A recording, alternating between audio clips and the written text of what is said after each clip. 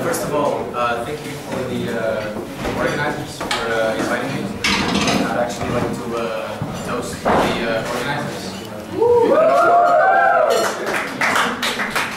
I don't know how often you guys do these kind of events, but I think it's cool. If you don't do them that often, I think you should do them at least once a year. Maybe this is part of your mastermind group when it's not used. This can be your mastermind, once a year kind of meeting. I think it's very cool. So the name of my talk is If I Were the King of Estonia. From oleksin, kuningas. Don't worry, I don't have any claims to the throne. I don't think I have any throne to be claimed. But my last name is Rei. It means king. In Estonia it's kuningas. And by chance, I found out that there was a guy in Estonia called Joao Rei. Does anyone know Joao Rei? He was the Prime Minister, acting president in exile of Estonia starting in 1946. So I found that was a neat coincidence that I have the same last name as one of your presidents. So I have absolutely I think I have no relation with that guy. But anyway, I ended up here, and maybe one day I'll be the Estonian king. The point of my talk is going to be done at the end of it. So I have two key takeaways, but you'll have to bear with me with my babble throughout the next maybe 10 minutes. So, what am I going to talk about? I'm going to talk about three things. First, my experience living here. Second, some challenges that I see for the future within what Dino was talking about. And lastly, what would I do if I were the king of Estonia? So maybe like 3 or 4 measures that I would do if I was the king of Estonia. So first, a little background. I spent 6 years in Estonia so far. That's about 20%, a bit over 20% of my life.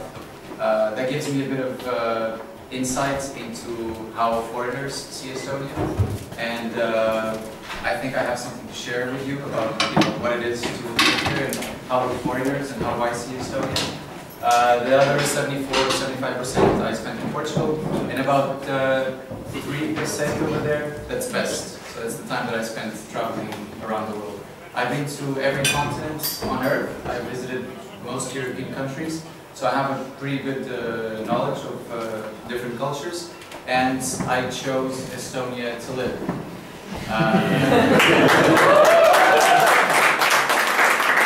So, why, right? That's the #1 question I get when I come, whenever I tell people that I'm living in Estonia. Usually Estonians come to me and say, why are you living in Estonia? I mean, and I always answer, it's because of the weather. Just look outside, it's beautiful. But it is true, I do enjoy the weather. I think the winter is lovely. I think the whiteness of it is very good. And I think it symbolizes a bit of your personality. Estonians are hardworking people, as we've seen. They are very resilient, so they know that winter is coming, and they know that they will prepare for winter, which is very good. And I think winter symbolizes a lot of what is beautiful about Estonia. But I probably fell in love with Estonia from the summer.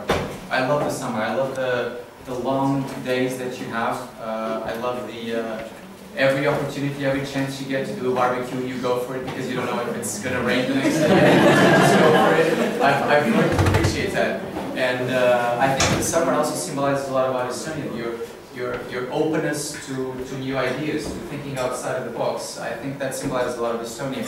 You're more likely to say yes to things than no. At least that's my perception. I come from Portugal, a country where if you have a new idea and you tell people, I think, I want to do this. People say, yeah, no, maybe we tried it, it doesn't really work. And in Estonia, I never had that feeling. When I came here and I told people, maybe we should try doing something like this. Everyone's attitude was, yeah, sure, go ahead, try it. Don't be afraid to fail. And I think that was, I think that's very positive. Maybe it was because I was more in contact with besties, and I want to touch on that subject because I think as much as I love winter and I love summer, autumn is, you know, let's say I love summer, I love winter, and I kind of tolerate autumn. And I think this, and spring is the same thing as autumn, I think. And I think it kind of symbolizes a bit about the, how in the country you have this group of people who are not besties. Because the first contact I had with Estonians were besties. And you were all very, you know, positive, very open, very liberal thinking, very open-minded. And I think it kind of relates with, is there by any chance any American in the audience? Just by chance? Usually there are. Okay, we have one. So, just by any chance, did you happen to vote Obama? Of course. Okay, there we go. So this symbolizes my point. Usually, when you meet, you know, Americans outside of the U.S., when they come to Europe or Asia or whatever, whenever I meet Americans, these are the kinds of people who are forward-thinking, liberal, open to new ideas, likely to vote Democrat, Obama, you know, Gore. They wouldn't vote for Bush.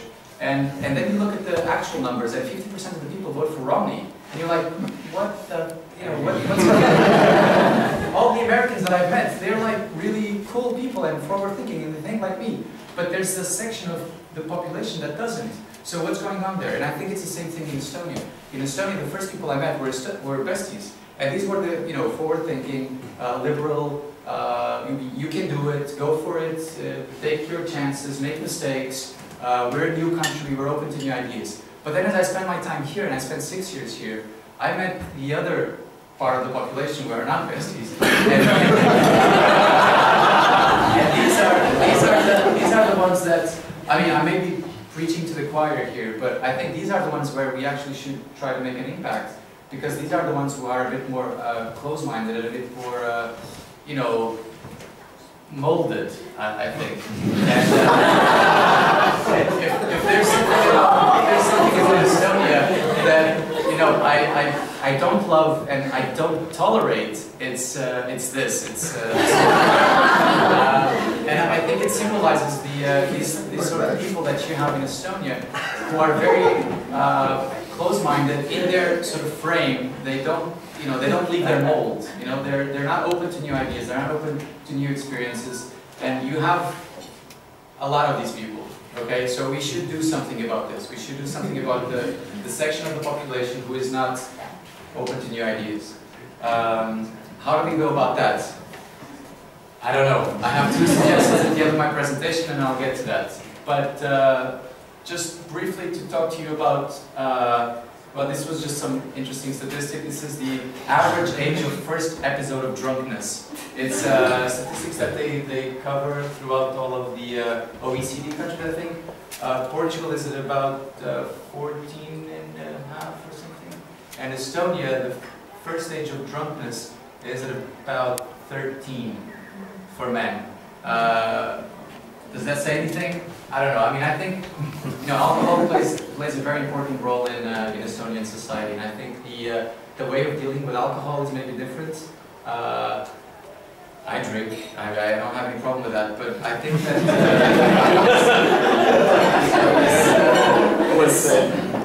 this is probably one of the things where I think Estonians have probably something to learn. Then I saw another interesting statistic, which was the drug use among young people.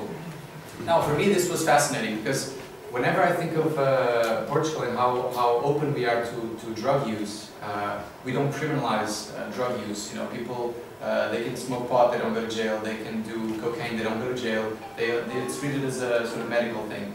And the results for Portugal, you know, the use of cocaine, amphetamines, ecstasy, LSD quite low. Even cannabis is 6.3, and then you look at Estonia, 10.1, 1.2, 2.9, 3.7, and 0.8, I think. So the amount of drug users in Estonia is quite high. Again, I don't want to be the guy coming from the outside and criticizing this, but I think it is something that needs to be probably addressed within the Estonian society. It's this maybe need for escaping. And at the end of my talk, I want to point out a better way to escape from this autumn sooty spring. Another point I wanted to talk about, just so we don't get stuck on the drugs thing, is the religion aspect. This was how my time was spent in Portugal. My mind was occupied with 75% was other things, probably girls, sex, the usual stuff. 20% was dedicated for football, and 5% was religion. So as soon as I moved to Estonia, those 25%, boom, gone. I don't need to worry about football. I don't need to worry about religion. So I immediately gained 25% of my seriously, if you go to Portugal, it's inevitable. You end up immersed in this football culture. It's in every newspaper. It's in every TV show. They spend hours analyzing the game, the next game, the previous game, who scored, who didn't. It's insane. I knew all the league tables, the championship, the European League, national team, everything. I come here, nothing. Nobody's talking about football.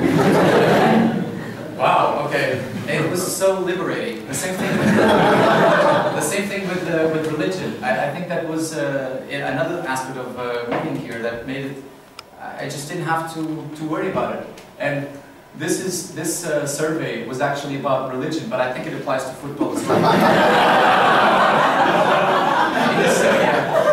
People just don't, they don't care about religion as much as they do in Portugal. And Portugal is not the most religious country in Europe. And if you go to Italy, Malta, Ireland, Poland, they're even more religious than this. But in Estonia, it's just not there. People have more time to dedicate to other things. Sadly, I think those other things are probably alcohol. But I think there's other options, and I think Marius pointed out, good options to occupy your time with. What do you want out of your life?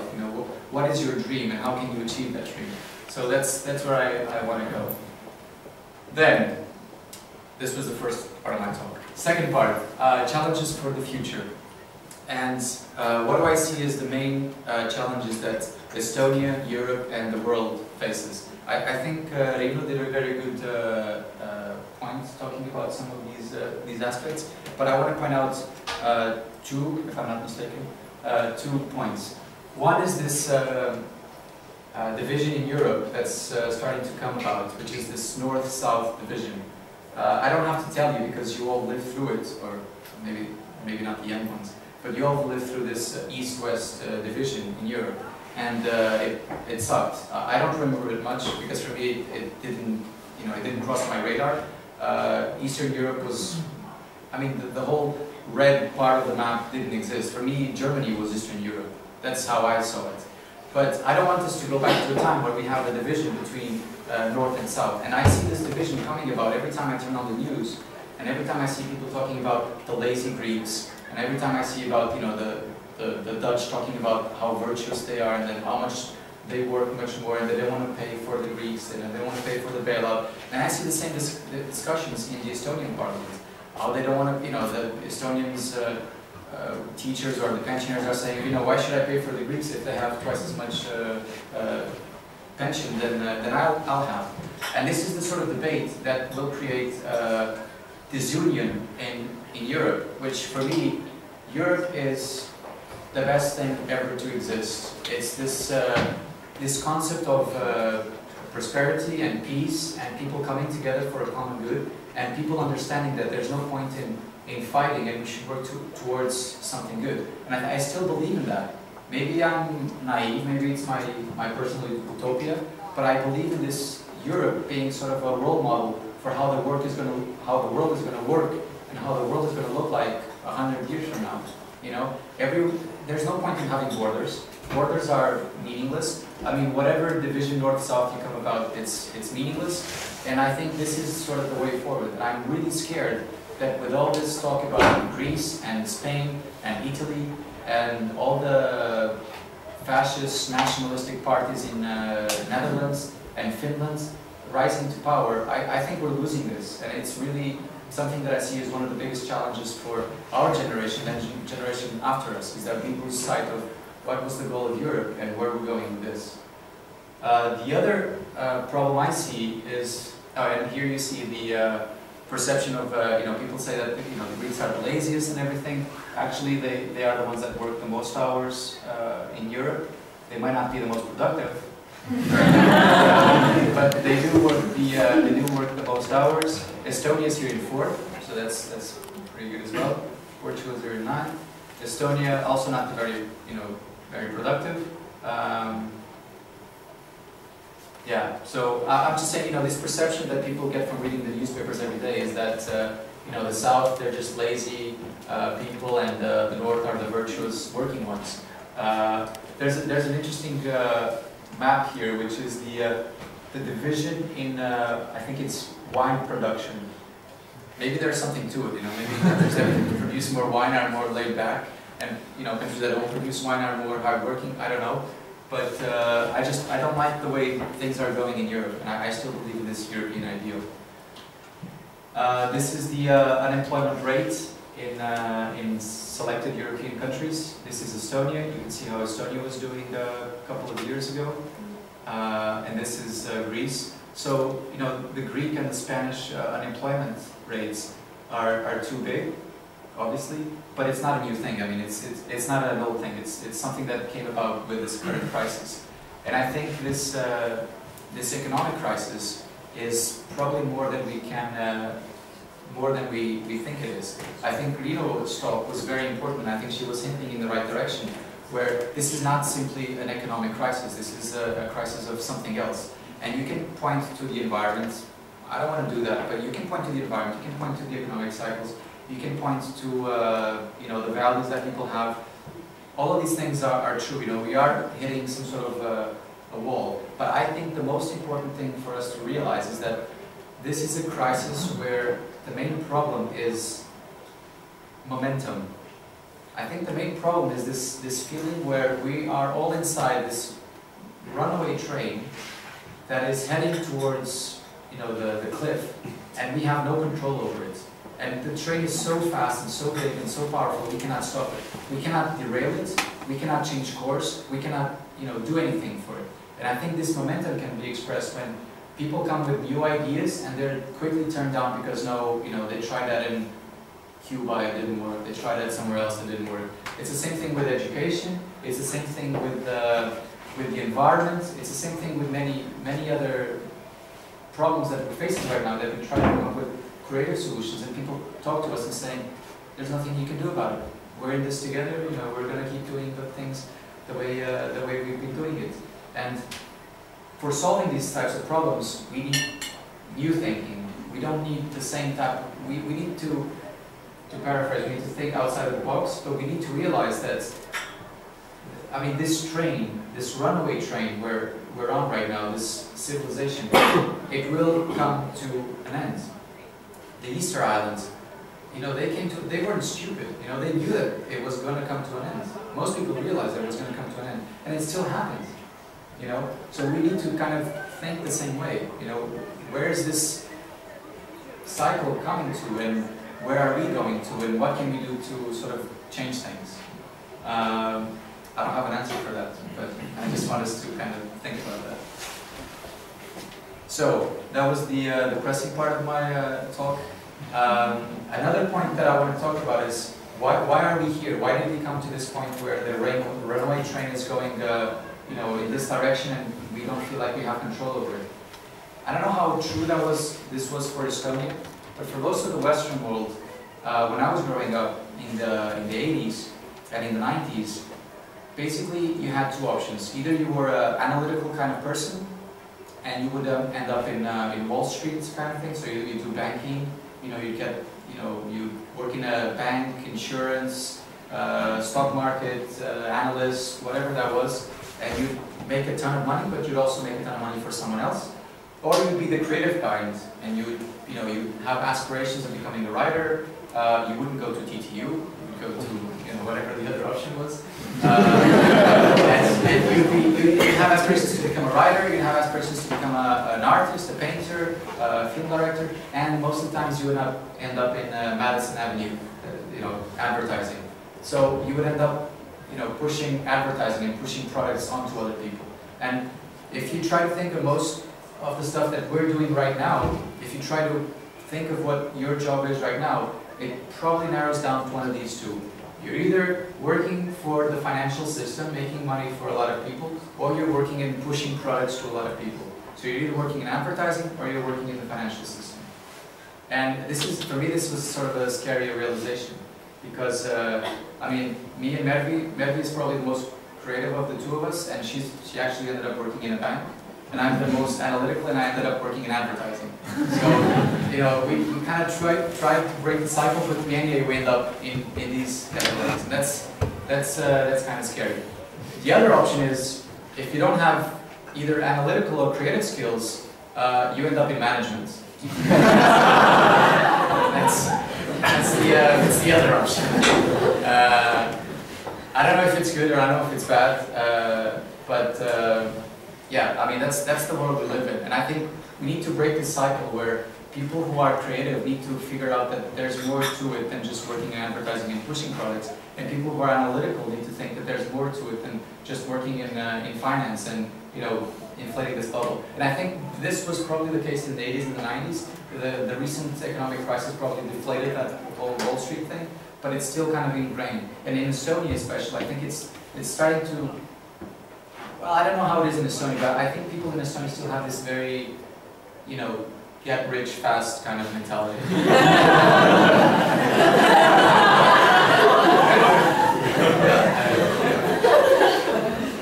Okay, so that was the second part. Then raising a kid in Estonia. So I'm now the proud father of a 1.5-year-old with Messi, and raising a kid in Estonia in a multicultural environment has certain challenges.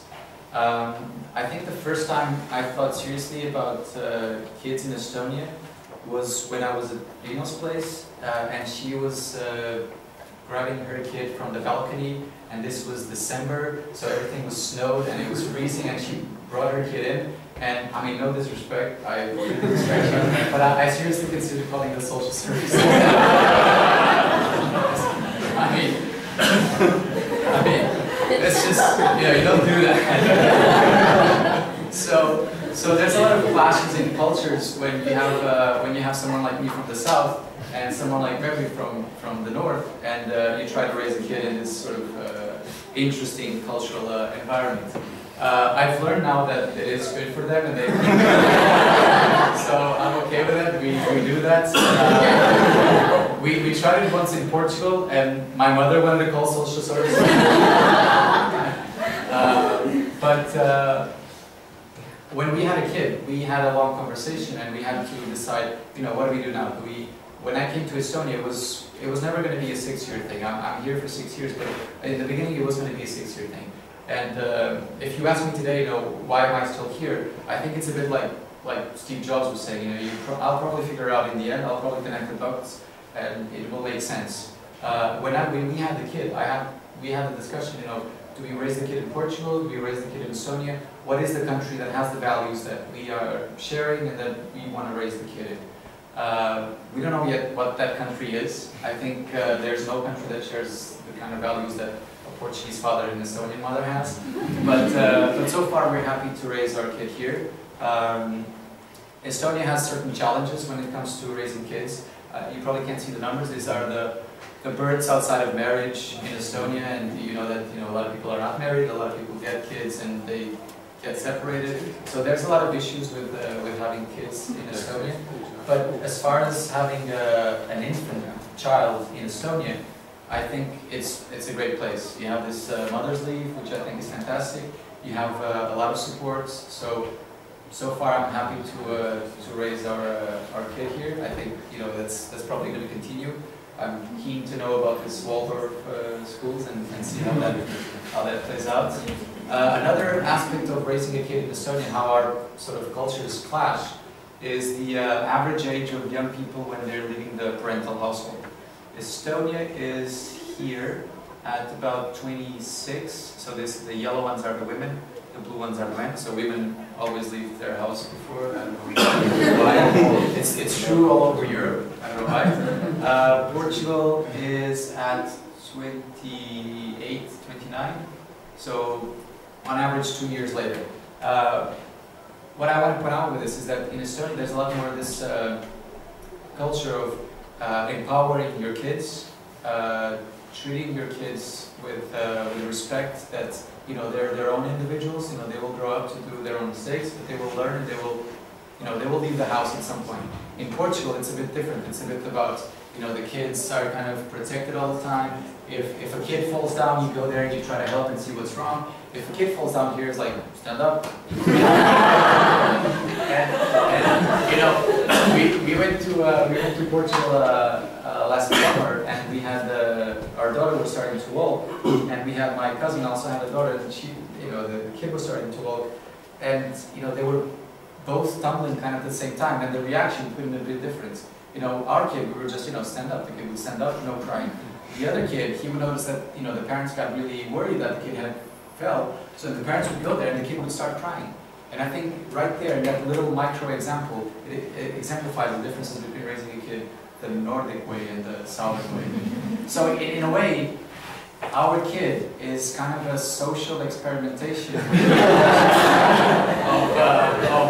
the two Europes that are emerging. How we do this. And at the same time, I have this internal debate whether Waldorf teaching is the appropriate way, letting them make their mistakes, not being too judgmental on them. Do I raise my kid to live in the world as I would like the world to be? Or do I raise my kid to the world as the world is now? And the world is a really harsh place. Do I get my kid ready for all the shit that is happening there? A cynical place, it's cold, she needs to prepare for winter? Or do I raise my kid, with, everything is going to be okay, you can do whatever you want, the sky is the limit, you won't fail, and all of these things. So these are the kinds of debates that I have, and I think a lot of you, if you're parents, you have as well. I don't know, it's another one of those things. Then, challenges for Estonia, and I'm coming to the end of my topic. There's 3 things that I want to point out that I think Estonia should do. So if I were the king of Estonia, this is what I would fix. 1, gender equality. It's a topic that doesn't get mentioned very often in Estonia. I think Estonians like to think of themselves as very Nordic, very forward-thinking. But when you look at a table like gender equality, and this table is looking at members of parliament, I think, proportion of seats held by women in national parliaments, and you look at where Estonia is, you're below Italy. Think about that, you're below Italy. This is, Berlusconi, Bunga Bunga party. You're below Italy in the number of women in the parliament. Portugal is doing okay, Belgium is quite okay, Sweden obviously the champion in this. The average of the US also, yeah.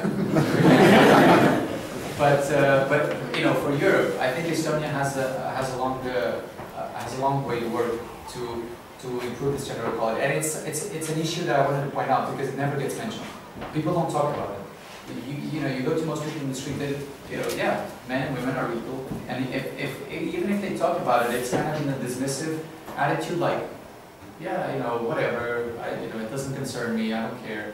But you just go to any shopping center and you try to buy toys for your kid, and you go to the toy section and you see the toys for girls are like the cooking set, the cleaning set. The toys for the kids are the drummer and the whatever.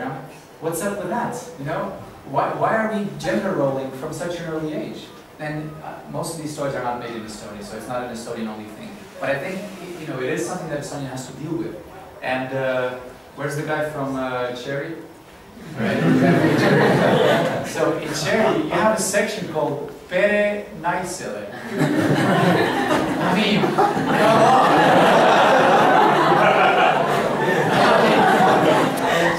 Seriously, I can make 2 pots.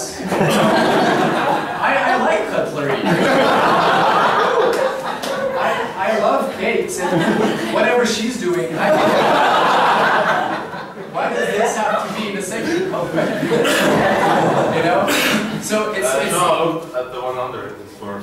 Yeah, Yeah, actually, you know what it was? I think it was like boxers, sports equipment, and all of these things. I don't get why you put, you know, pere and isole as a category.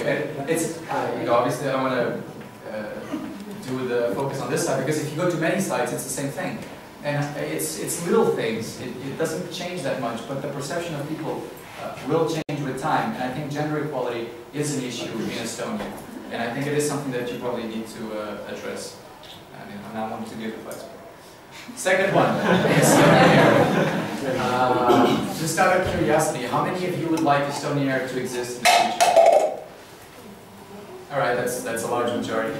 Well, I have bad news for you. There's no point for Estonian Air to exist. Estonian Air is, financially speaking, a money-losing operation that your government is funding, and there's no space for it in the Baltic market. But if you want Estonian Air to succeed, and if you want Estonian Air to exist, I have a proposal. It's probably not a solution, but it's a proposal. If I were the king of Estonia, this is what I would do.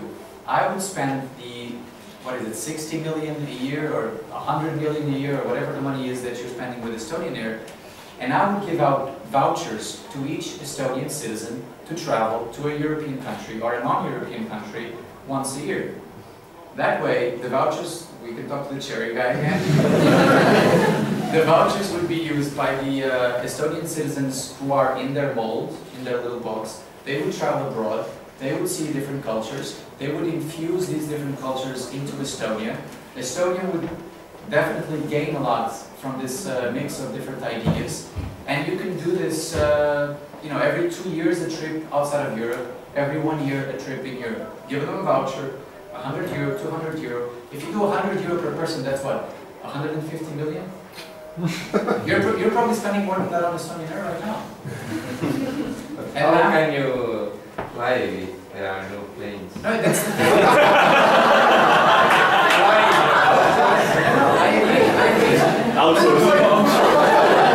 But that's the whole point. Instead of giving the money directly to Estonian Air, you give the money to the people to use on flights on Estonian Air. So the money ends up on Estonian Air. The vouchers have to be used on Estonian Air flights. So the money will eventually end up on Estonian Air. But in this way, you give the money to the people, people will use the vouchers to fly on Estonian Air. Estonia gets the money, gets the funding, and people get to travel abroad, come back, new ideas, Estonia flourishes. So this is my first proposal. Vote. Okay, the second one, maybe a bit more controversial, has to do with the army. What's the point of the Estonian army? You're a super small nation. You're really, really small. Any country around you, maybe not the Latvians, any country around you can just come here and stomp on you. There's no point to have an army. You should outsource the armed forces to NATO, to the EU, to whatever, you know. Stick to the plan of giving whatever percentage of the budget to these organizations, and they will defend you. They cover your ass. Fine. But all the money that you're spending, and I think if it is about, usually it should be about 2% of the budget, it's about 300 million. 2% of GDP, yes. 2% of GDP to be a member of NATO. 2% of GDP, that's about 300 million. Those 300 million euros could be spent on a different program. Now here's my proposal. If I were the king of Estonia, I would spend that money, which, by the way, at the moment, military is mandatory only for men, right? Okay, so I talked to a guy who was in the some EU institution here in Estonia, and he gets applications from people to go abroad, and he said 90% of these applications are from women. 90% of people wanting to go abroad in Europe are women. Men do not want to go abroad in Europe. Of course, I'm talking to besties. Of course, you know, you guys are different. But in general, in Estonia, 90% of people wanting to go abroad are women. Why is that? What's wrong with the men? What's wrong with the women? What's wrong with Estonia? What's here that's not clicking? And I think it's this feeling of, you know, men wanting to defend the nation, and, you know, this sort of, you know, close-minded attitude that probably comes from years past. And we need to change that, according to me. So if I were the king of Estonia, I would replace mandatory military service with mandatory Erasmus. You spend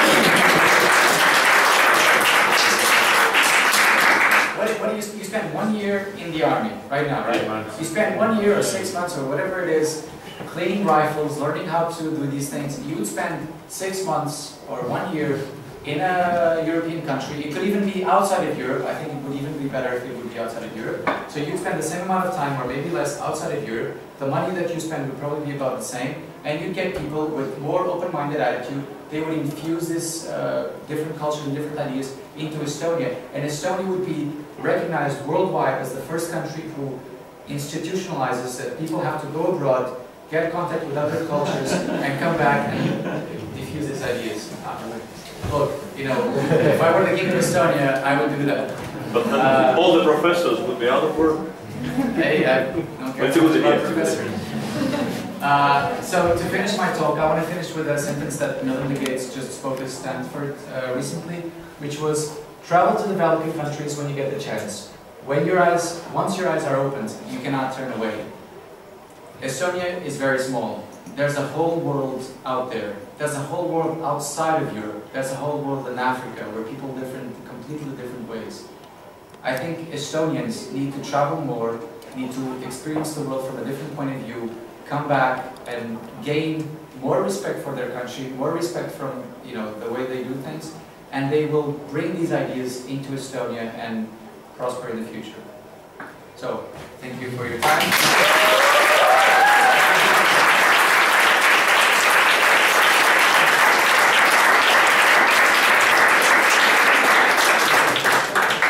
Joao, so questions? Marius? Joao, mul on üks küsimus. Kuidas pärast 6 aastat Eestis sul siis eesti keelega läheb? Sest...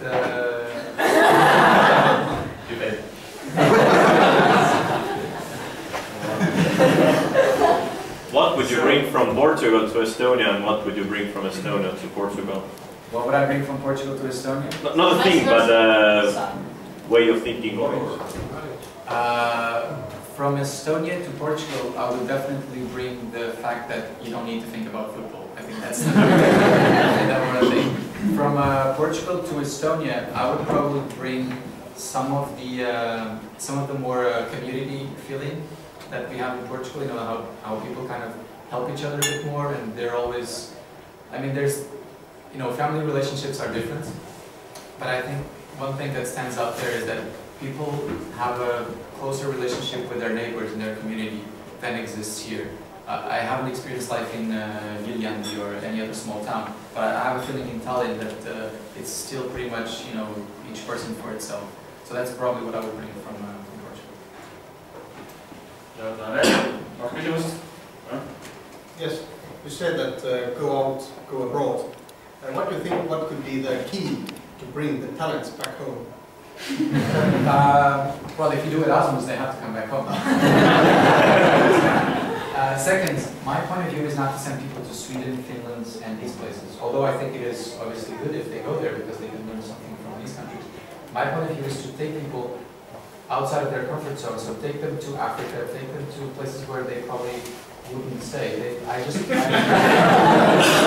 important. I think it's important for them to experience life from a completely different point of view. You know, from a point of view that has no bearings in their current structure. You know, and this is how I think it should be. If they would go to Finland, maybe they would probably like to stay there. But if they go to Zambia, you were telling about the system is going to crash and the train is going in one direction. There's no way to turn it. So obviously there will be some crisis. So what do you think it will be? Or what is the actual event that happens that changes the course then? I think we are already starting to experience some of those events. One, the economic crisis we just faced. Second, I think the rise of this nationalistic parties and this, you know, getting away from this European Union and trying to cluster into small countries is one. And the climate debate. A lot of people I talk in Estonia, when I talk to them about global warming, they're like, who cares? We live in Estonia, it's cold anyway. I honestly think that's the wrong way to approach it. I mean, we're having more and more freak events, weather freak events, We just had one in Portugal. We just had one in New York. And I think people will slowly start to realize that this is coming. My hope is that I hope it's not going to be like a one event where everything is going to be so fucked up that a large proportion of humanity will not be able to lift itself up from it. But I think it will be slowly, gradually, and we have to kind of raise awareness to this. Yeah. Just this climate change is very interesting topic every time. But is there any science-based knowledge that the big production and the pollution of the environment is causing the climate change? Or maybe it's because that maybe 100 or even 50 or 20 years ago we didn't have internet and the news didn't spread so quickly. So now that every day we know what's going on all over the world, we think, climate change. It's raining a lot in China, Earth moves, or now we know it 20 years ago, we didn't know it. I'm not an expert. Yes. I'm not a scientist, so obviously I'm not talking with my personal knowledge. But as far as I read on the internet, I mean, most scientists agree. There's a UN panel, which I kind of respect, that agrees that these things are actually, first of all, see, my whole debate is not about whether we're causing it or not. Okay? I personally think we are causing it. I personally think we need to change our lifestyle. I think that, meat consumption has to go down. The way we recycle stuff, the way we use stuff, the way we produce stuff, that's completely pointless. We need to move away from this GDP-based economy into sort of something that actually measures happiness of people. And maybe then we will start to reduce our impact on the planet. So the debate is not, for me, it's not even, are we causing it or not? For me, it's happening, it's here, it's real. How do we adjust? What do we have to do? What can we do to mitigate the factors of this climate change? And what do we do to, deal with the people that are going to be displaced in places like India, Manhattan, whatever? These people will have to relocate. What's going to happen then? And I think in Europe, there's still very much this thinking that, maybe not in Europe so much, but in some countries there's this feeling of, it's not going to affect me, I don't care, it's going to affect someone in Bangladesh. The guy from Bangladesh can go to Mongolia.